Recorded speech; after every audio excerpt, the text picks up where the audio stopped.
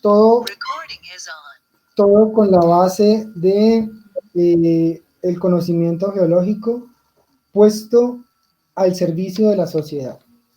Entonces, bienvenidos a la charla. Vamos a hablar un poco sobre los antecedentes del contexto histórico de la geología como ciencia, algo también de los primeros parques naturales en el mundo, principalmente en Estados Unidos, donde fueron los primeros. Vamos a ver por qué los escenarios geológicos son importantes. Vamos a examinar también lo que algunos autores han llamado las nuevas 5G de la geología. En el caso colombiano, pues el proyecto de decreto que se inició en 2015, pero que finalmente fue hecho una realidad hasta en 2018, el proyecto 1553. Y miraremos por qué es importante la gestión para poder hacer una conservación. Y vamos a dar en esta charla algunos ejemplos colombianos para gestionar, unas conclusiones y unas recomendaciones, digamos, desde la perspectiva de la corporación y naturalmente pues un espacio para que podamos dialogar y digamos proyectar nuevas ideas y nuevas maneras de no solamente estar en contacto, sino poder multiplicar estos conceptos y estos conocimientos directamente a la sociedad. Bien, dentro de los antecedentes, en el contexto histórico de la geología, pues con la revolución industrial nace la necesidad de encontrar nuevos recursos minerales, y nos vamos a Inglaterra, cuando William Smith y James Hutton coincidieron históricamente, eran amigos. James Hutton era médico y William Smith, quien inventó la máquina de vapor, en sus diálogos de amistad, William Smith le manifestó a Hutton la necesidad de desarrollar su máquina de vapor y los ferrocarriles. Hutton, pues no solamente era médico, sino que tenía, digamos, tierras con yacimientos de carbón. James Hutton, como sabemos, pues es uno de los padres de la geología y en ese tiempo la minería pues no tenía ningún conocimiento científico. Nace la geología como tal por una necesidad de encontrar nuevos recursos minerales y la geología, podríamos decir que es el paso de la minería netamente empírica a aplicar unos métodos de búsqueda que se maduraron después como el método científico aplicado pues a la Tierra. Aquí entonces tenemos a la derecha pues el mapa geológico de Inglaterra de 1815 para ese momento. Luego, en otra charla, podemos hablar un poco del desarrollo de la geología mundial y los intentos en el histórico. Y luego miramos qué se estaba haciendo en Colombia para cuando la geología estaba naciendo como ciencia, que sería una charla muy interesante y es una investigación en la cual estoy, digamos, trabajando desde la corporación. Entonces podemos hablar de la revolución industrial con la necesidad de encontrar nuevos recursos minerales. Y en ese entonces la conservación no era ninguna prioridad para los científicos ni para la sociedad, porque estábamos en la idea de desarrollar industrialmente las naciones. Entonces esto nace en Inglaterra, pero para lo que fue América, en Estados Unidos, vino la fiebre del oro en el occidente norteamericano y podemos ver digamos, de manera muy rústica como se hacía la minería en ese entonces.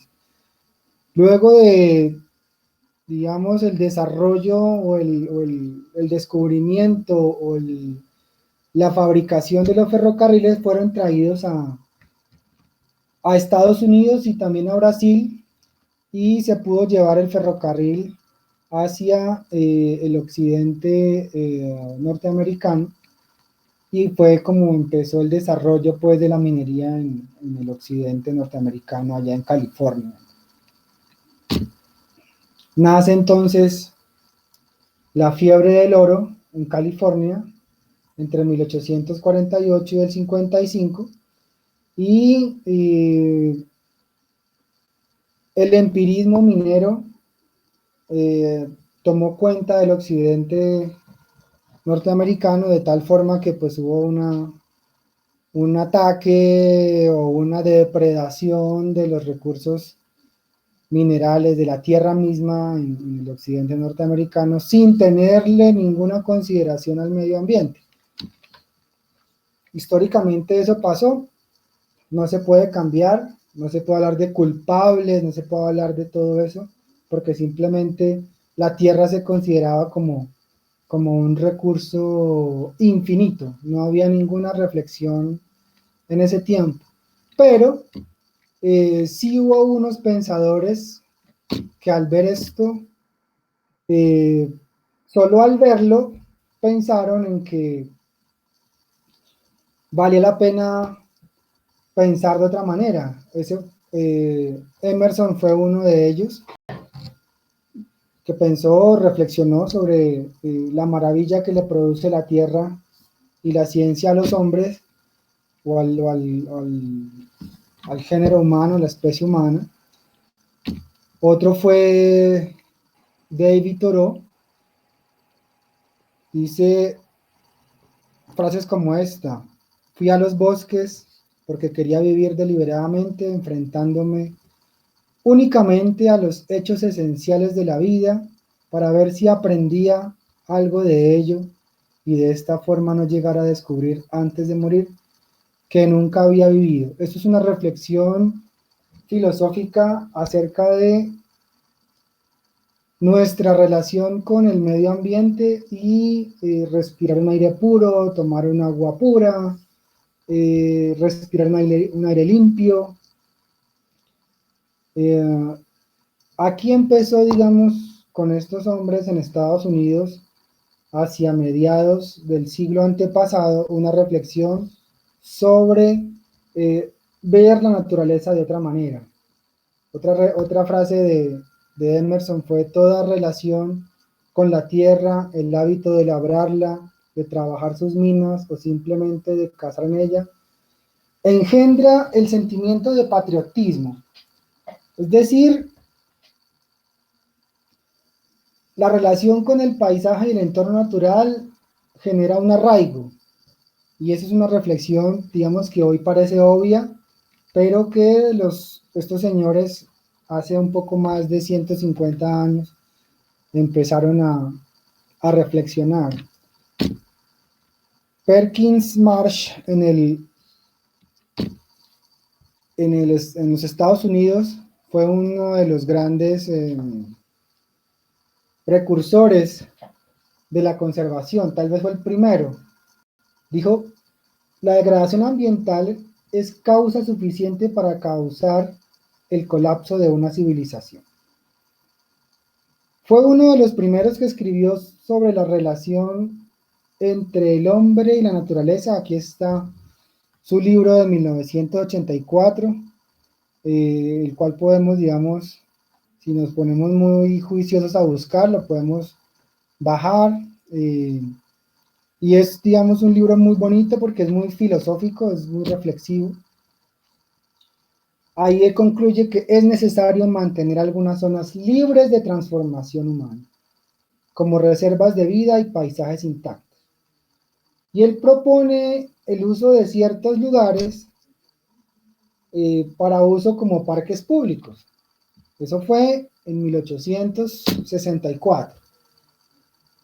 ¿Por qué? Porque Con todas estas reflexiones, los grandes espacios naturales constituyen un símbolo de identidad. Y aquí la geología no solamente está presente, sino que también es protagonista, es decir, se constituye un escarpe, un valle, un cañón, una planicie cuasi infinita incluso, una pequeña serranía. Ahí la geología está presente y es lo que nos genera una identidad de la cual y un arraigo del cual nos acompaña si crecimos ahí toda nuestra vida. El señor Ferdinand van Heyden, también en la hacia mitad del siglo antepasado, acampaba y pintaba en lo que hoy en día es el Parque Yellowstone.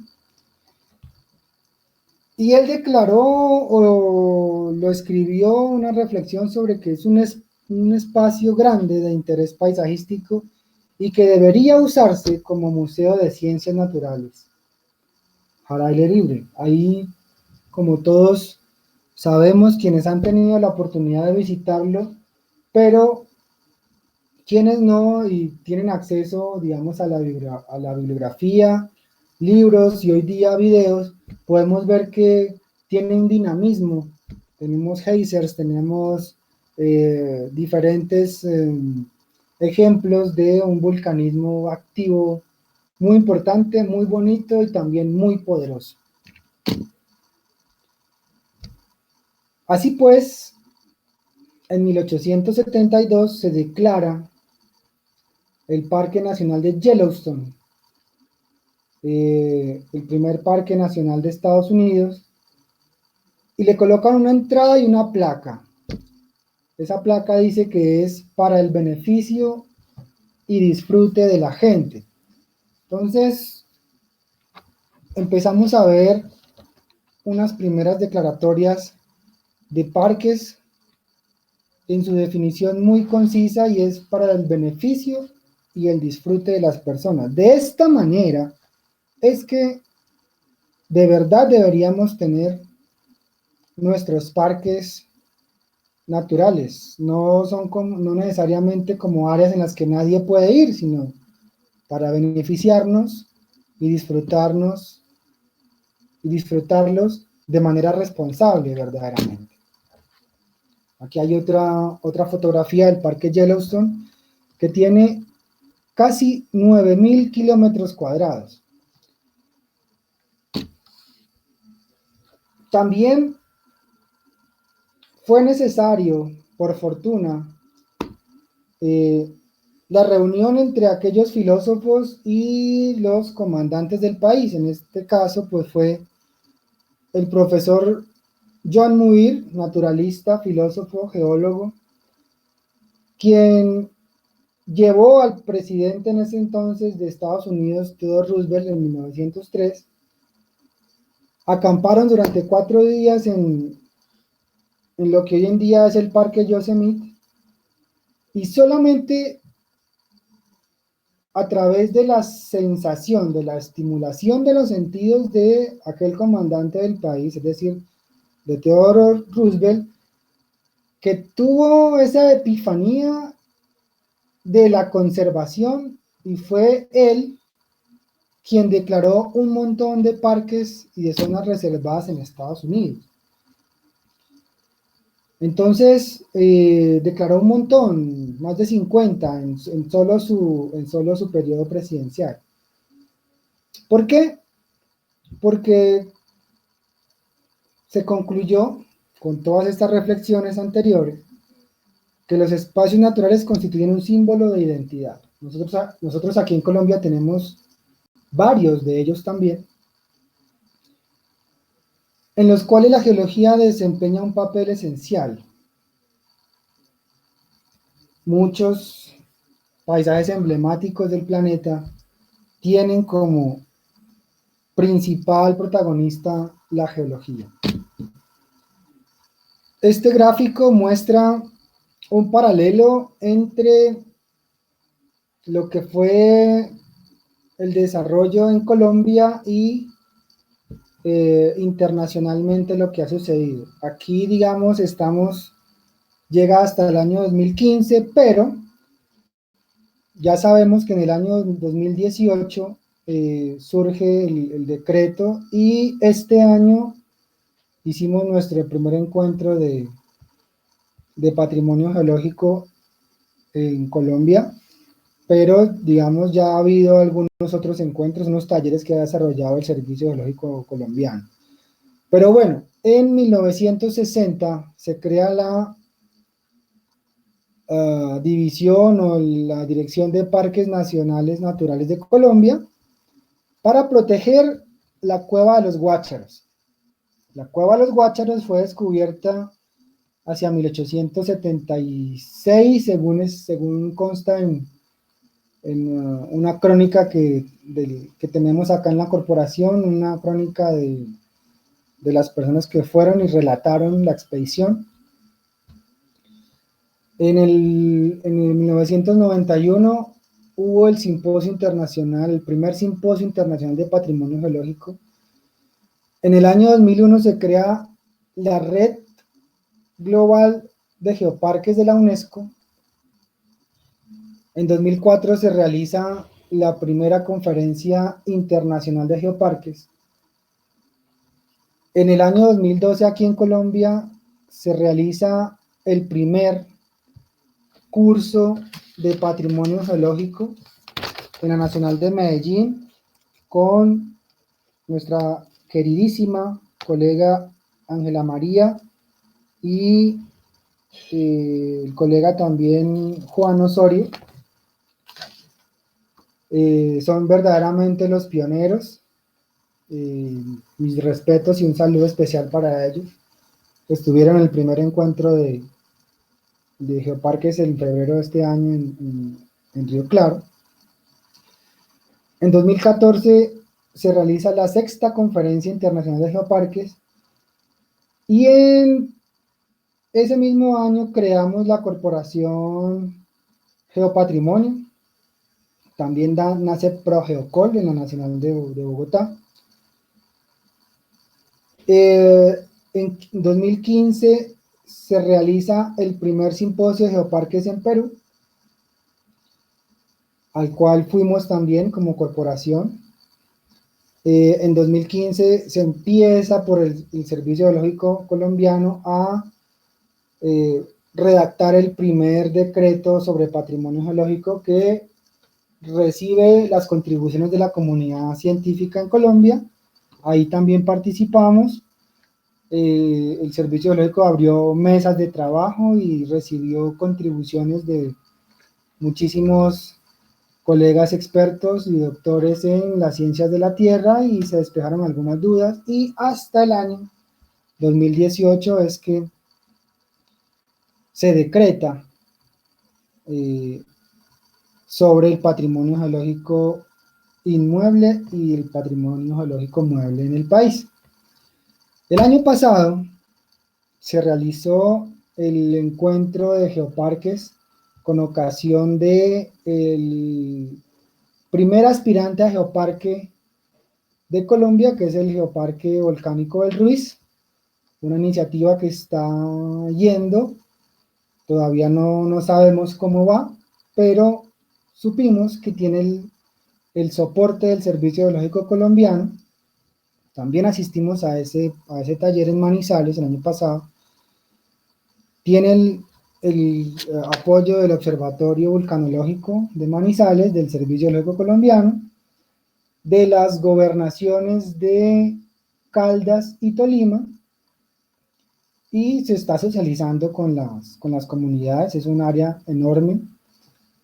Vale la pena que, digamos, Juan Pablo, el gerente del Geoparque, lo invitáramos primero que todo a la red y nos dieran actualizada sobre cómo va.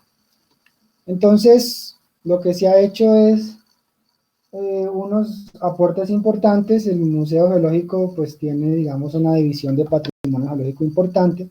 Están trabajando en metodologías y están dando apoyo para lo que es la gestión de patrimonio geológico en Colombia y sobre todo dar el aval. En el encuentro que se realizó en febrero en Río Claro, se concluyó que las comunidades o la sociedad civil es la primera llamada a dar los primeros inicios de la gestión de patrimonio geológico. Porque la figura del servicio geológico es avalar, a través de los estudios, avalar estas declaratorias. Es decir, en Colombia, el único que da el aval de algo patrimoniable es el servicio geológico. Previamente realizados unos estudios que podemos impulsar desde la sociedad civil y desde las regiones. De esta manera, podemos hablar de unas nuevas disciplinas de la geología o las nuevas 5G, que es el patrimonio geológico o el geopatrimonio, digamos digamos, unión de dos términos, que es el conjunto de elementos geológicos que tienen un valor especial, que merecen conservarse y transmitirse a nuestros descendientes. La geodiversidad, que es la gran variedad de elementos geológicos que pueden tener una representatividad. La geoconservación, que son las acciones concretas de gestión sobre los lugares de interés geológico, con el objetivo de conservarlos. Los geoparques, es decir, unas áreas declaradas como parques que incluyen un patrimonio geológico singular, que tienen iniciativas de conservación y divulgación, que favorecen el desarrollo local utilizando aquel patrimonio geológico como eje conductor. Es decir, toda la dinámica social y económica de aquel lugar tiene el patrimonio geológico como referente y como conductor de aquella dinámica. El geoturismo, pues es el turismo en aquellos lugares de interés geológico en donde hay toda una dinámica socioeconómica en torno a ello, ¿no?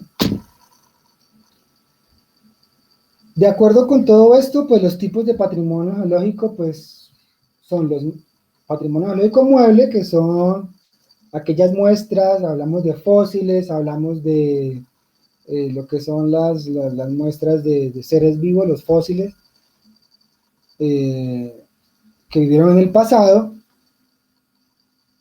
silópalos, muestras de madera fósil, todo eso, y el patrimonio inmueble. El objetivo de la corporación o la misión de la corporación es principalmente dedicarse a lo que es el patrimonio inmueble, es decir, aquellos lugares que tienen un interés geológico relevante para volverse ejes conductores de una dinámica socioeconómica local y regional. Es decir, aquellos geositios. También está lo que es el patrimonio paleontológico y mineralógico, ya lo había dicho antes, muestras de minerales, muestras de semipreciosos y esas cosas que son, digamos, de una relevancia desde el punto de vista de proceso geológico. También hablamos sobre patrimonio minero, decir, minas abandonadas que necesitan, digamos, algún tipo de gestión para pedagogía, para divulgación, para este tipo de digamos, transmisión de valores hacia nuestros descendientes. También el patrimonio cultural de interés geológico, lo que son las bibliotecas geológicas. Nosotros aquí en Bogotá tenemos el acervo geológico del profesor Van der Hamen. En Medellín se tiene el acervo de lo que fue el profesor Emil Grosse.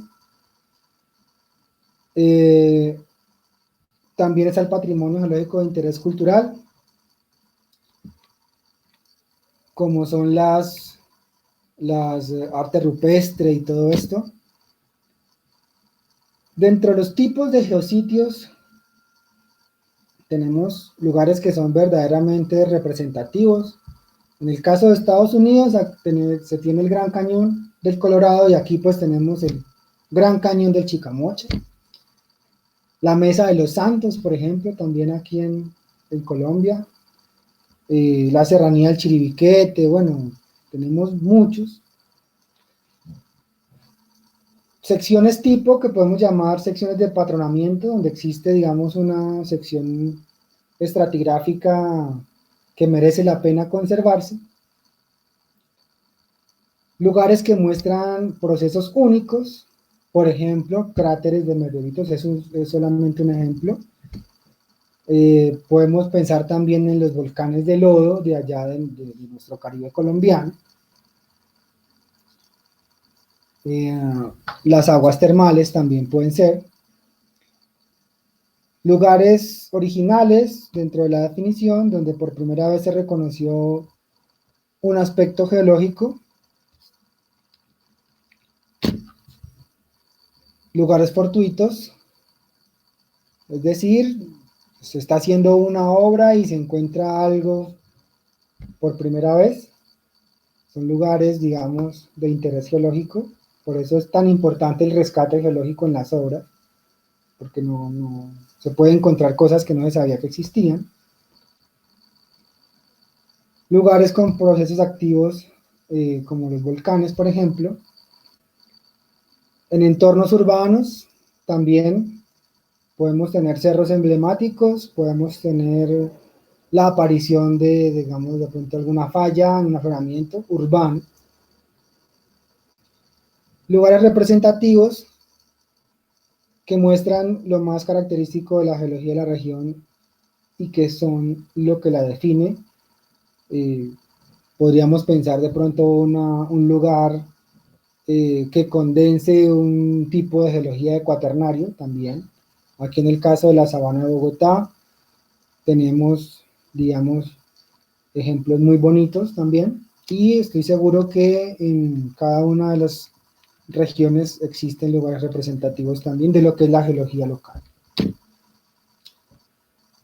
Para el caso colombiano, pues ya tenemos el decreto que nació en 2015 como proyecto, pero ya se decretó en 2018, el 1553, donde se faculta al Servicio Geológico para liderar las gestiones de patrimonio geológico nacional.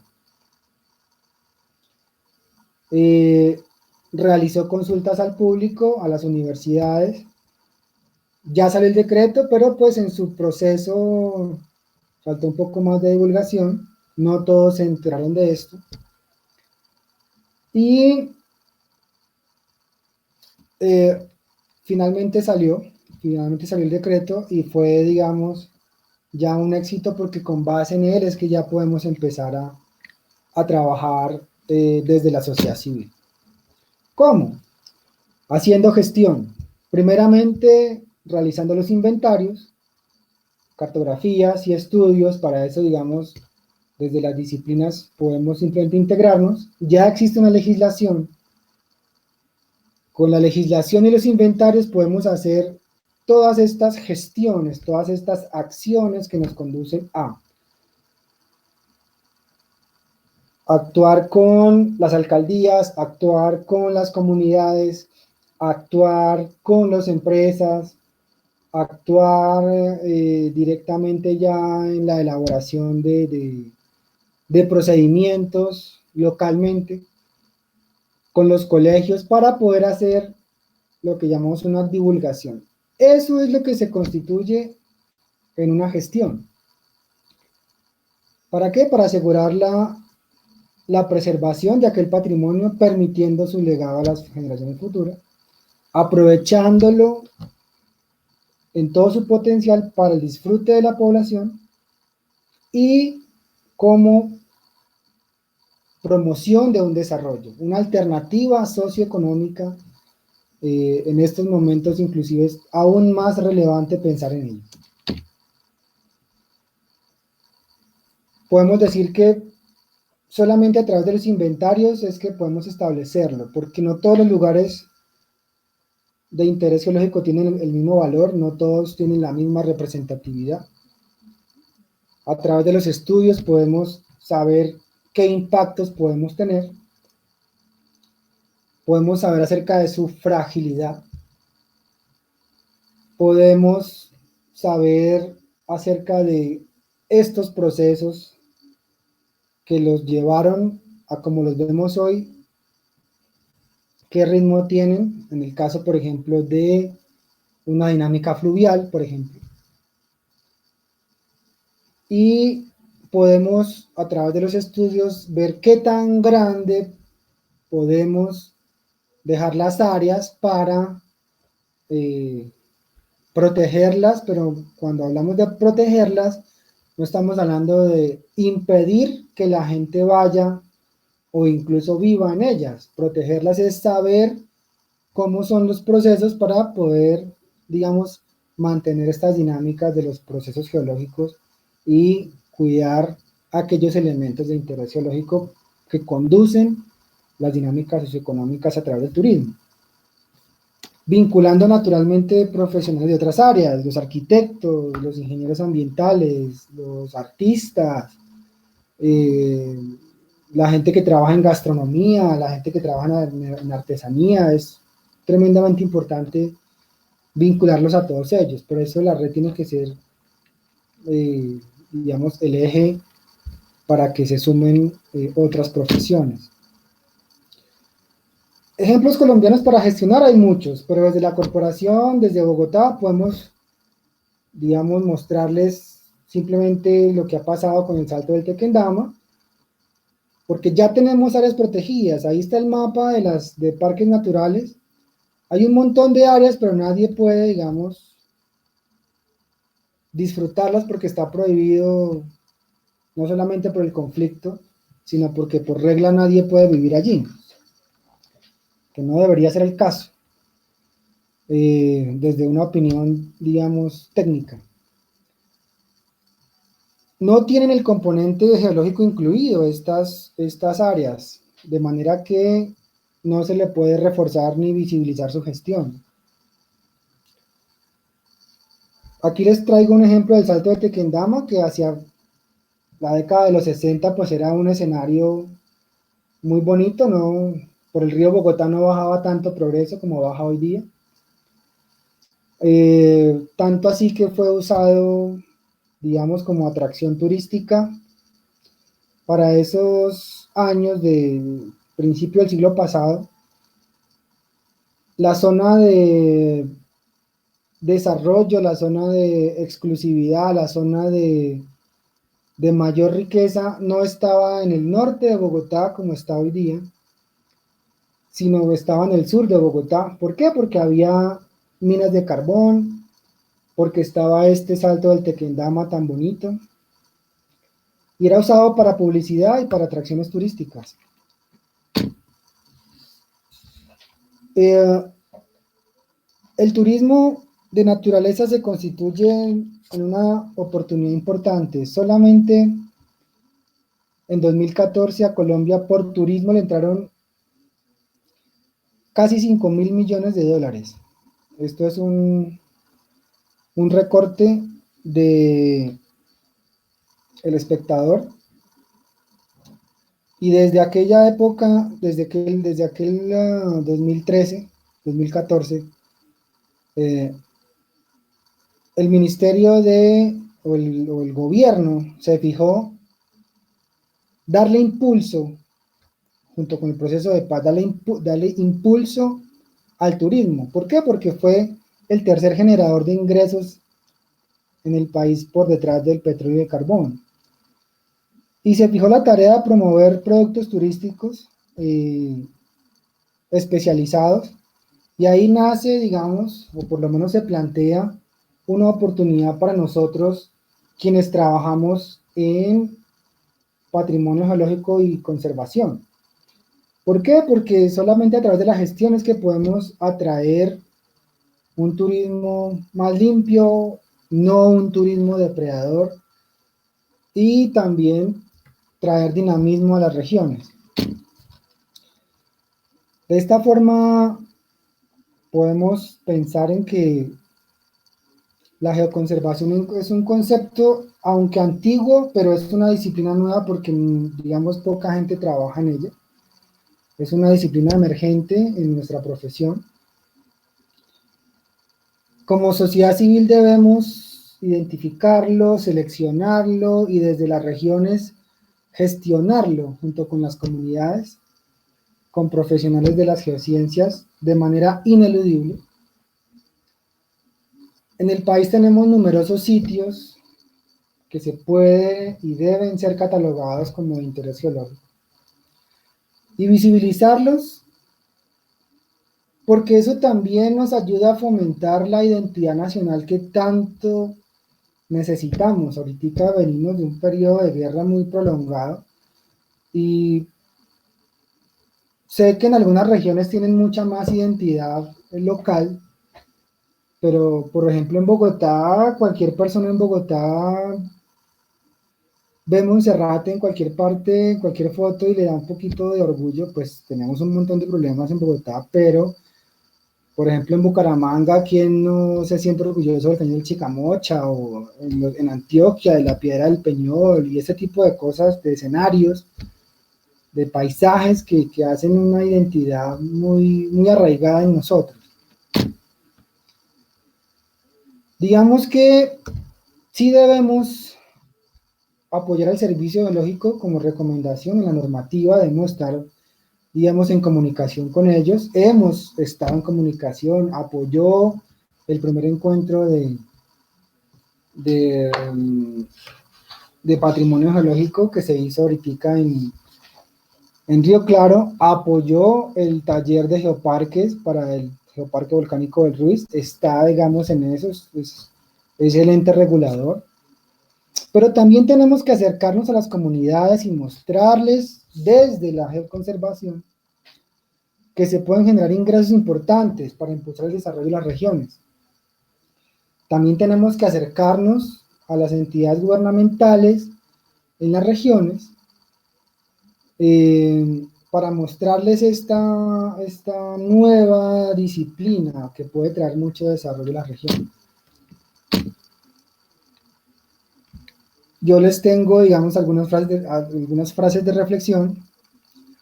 Adoptar el ritmo de la naturaleza, su secreto es la paciencia. Nos ha tocado como profesionales de la conservación luchar contra este esquema extractivista priorizado en el país. El profesor Hermelín, que se nos fue en 2011, que se nos fue, no en 2011, este fue cuando recibió este premio en investigación. Él dijo: la muerte nos llega a todos, pero los grandes logros construyen un monumento que durará hasta el final de los tiempos. En honor al profesor, en homenaje al profesor Hermelín, gran pionero de la geomorfología y dio los primeros visos de conservación en el departamento de Antioquia. Es realmente un personaje inspirador. Y creo que debemos llevar no solamente el legado de él, sino el profesor Van der Hamen y otros que están ahí. Hay otros, digamos, muy pioneros en esto y que deberían ser más homenajeados también. Muchísimas gracias. Esto es lo que tenía para decirles. Aquí está mi correo electrónico, la página web de la corporación, que está para que ustedes la disfruten y la usen. Bajen los documentos de ahí. Recientemente subimos uno. Y pues bueno, estoy abierto a preguntas y el diálogo para seguir construyendo la red. Muchísimas gracias.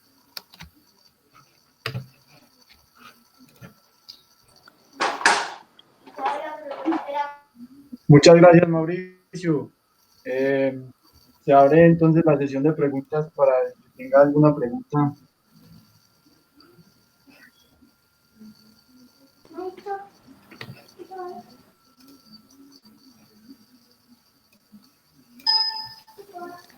Mauro, María Isabel, ¿cómo vas? Hola, María Isabel, ¿cómo estás? Gusto en saludarte. Lo mismo. No, pues muy contenta de haber pues iniciado con este ciclo de charlas. Me parece que el recorrido que hiciste histórico pues es bien interesante y nos motiva pues como a pensar en que si bien esto es como una dinámica actual, pues ya muchos países nos llevan pues como mucho bagaje sobre el tema de geoconservación.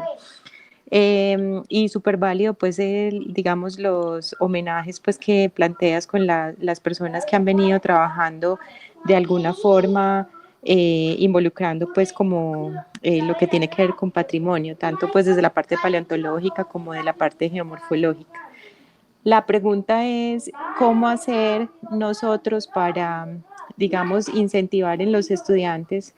Pues porque has visto cómo van saliendo, pues nosotros somos unas personas que salimos castradas casi desde el punto de vista de geoconservación, nunca se nos habló en la universidad de ninguno de estos temas, teniendo pues grandes geomorfólogos y todo, bueno, y los grandes paleontólogos, pero nunca desde una forma muy holística.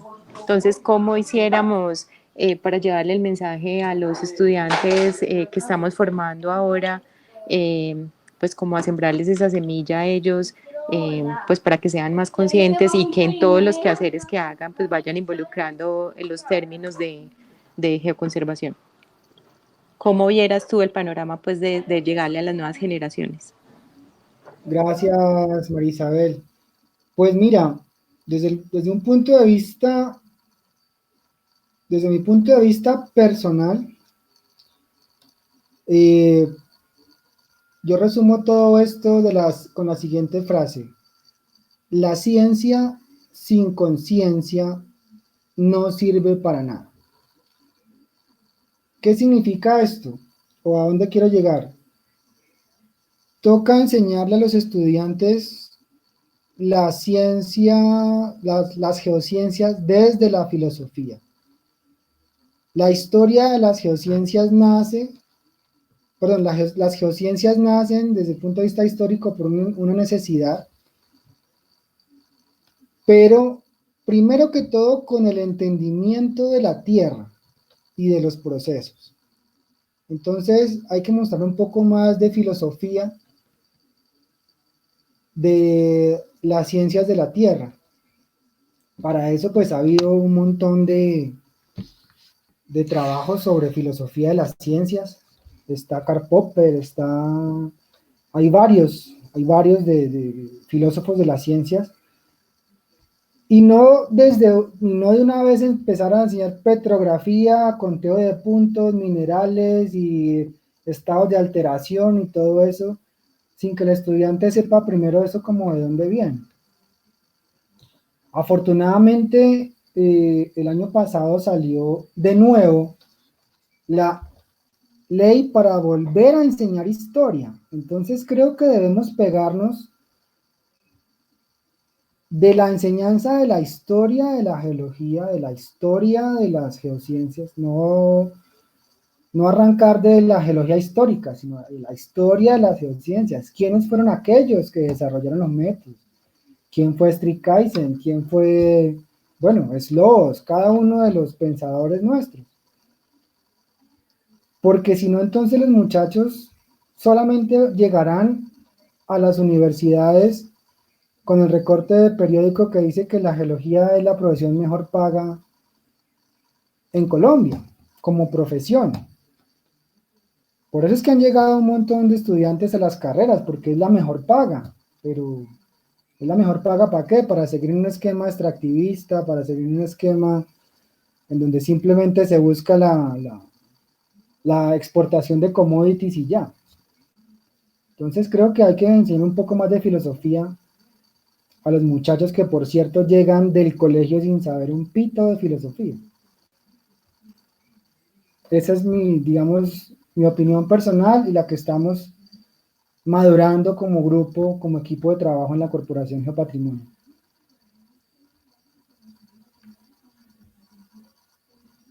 También, digamos, lo que están diciendo ahí, importante involucrar la historia, sí, y la geografía, o sea, los muchachos, o sea, no están sabiendo dónde queda un pueblo.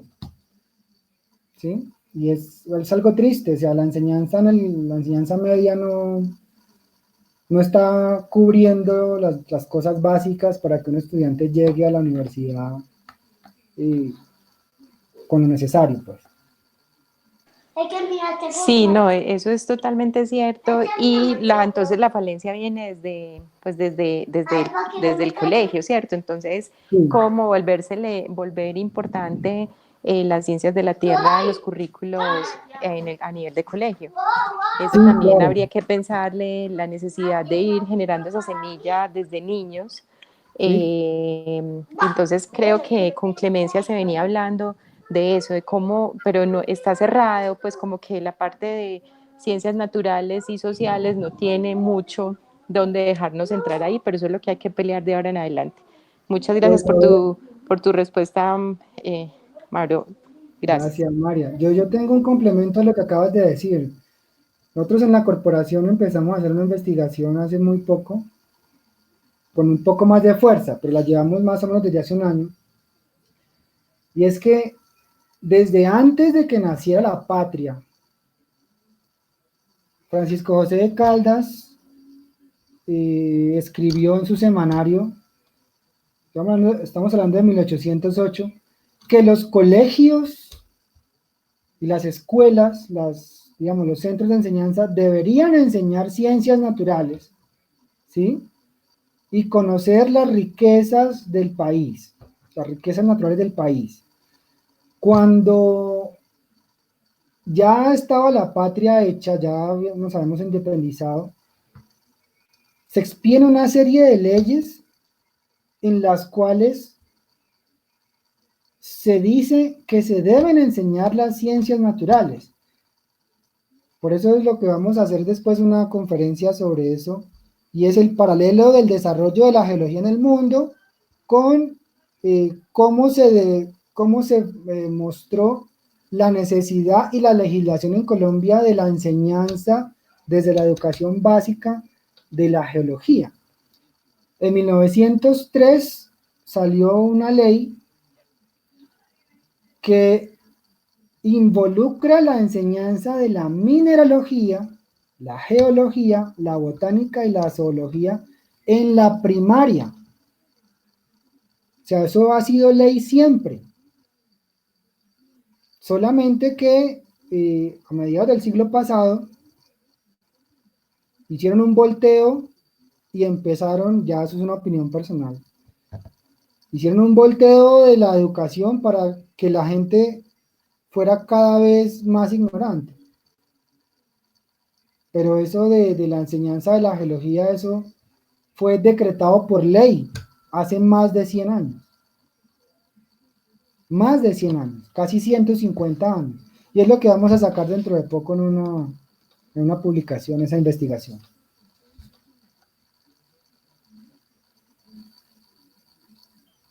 Excelente, Mauricio. ¿Alguien más tiene alguna otra pregunta?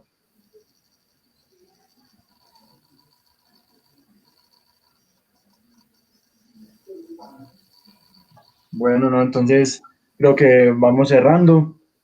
Muchas gracias para los que participaron en esta primera charla del ciclo que estamos dando inicio al ciclo de charlas de patrimonio geológico y geología social.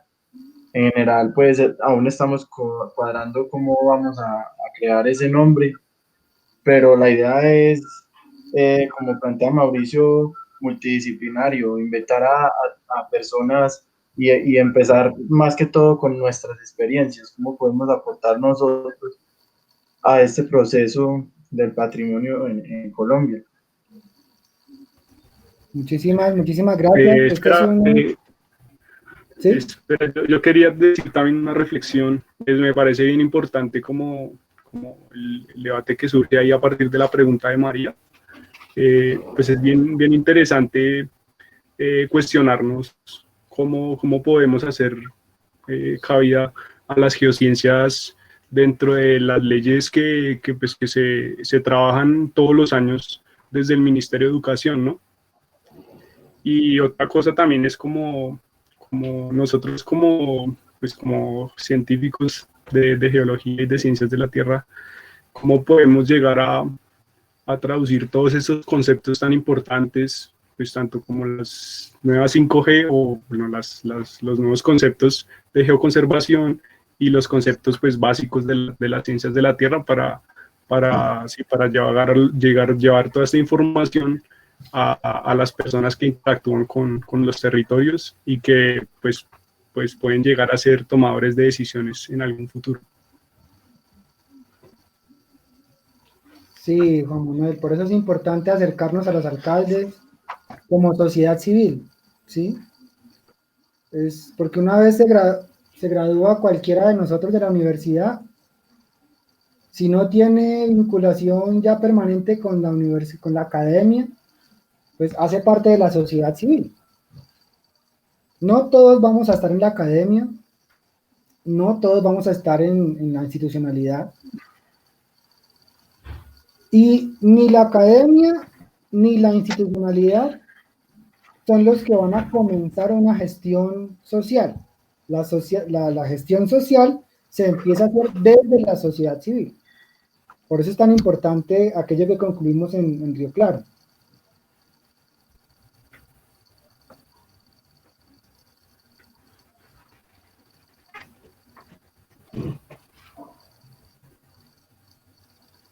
Muy bien, parece que no hay más intervenciones. El tema ¿Alguna?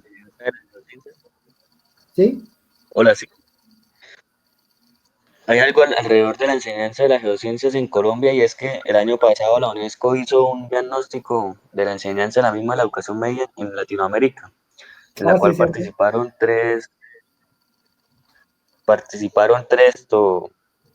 tres colombianos que hicieron el diagnóstico de la enseñanza de las geociencias en Colombia.